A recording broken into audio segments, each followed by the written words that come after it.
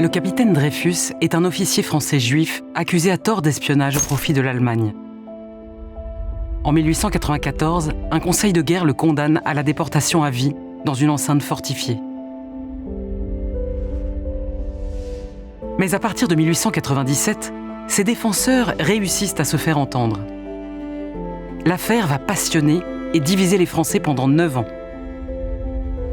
Finalement, en 1906, Alfred Dreyfus est réhabilité, promu et décoré.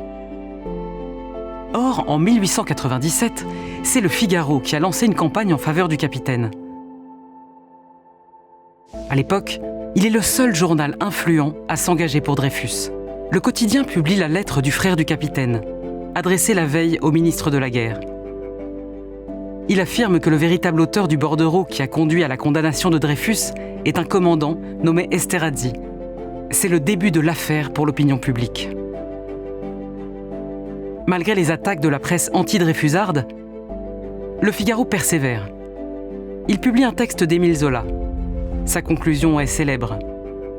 La vérité est en marche, rien ne l'arrêtera plus. Puis, le journal se procure et fait paraître des lettres du vrai traître, le commandant Esterhazy, où celui-ci exprime son mépris pour les Français et son estime pour les soldats allemands. Le Figaro publie ensuite côte à côte une lettre manuscrite d'Esterhazy, le bordereau attribué à Dreyfus par le Conseil de guerre et une lettre manuscrite de Dreyfus.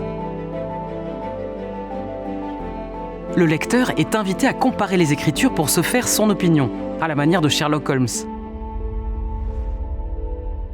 La détermination du Figaro à défendre Dreyfus étonne et lui vaut beaucoup d'attaques.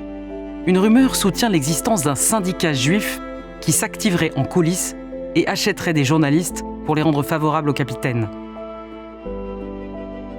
Le Figaro riposte en publiant un nouveau texte de Zola intitulé « Le syndicat », qui tourne en ridicule ce poncif antisémite. Mais le 18 décembre 1897, après plus d'1 mois et demi d'engagement dreyfusard, le quotidien arrête sa campagne.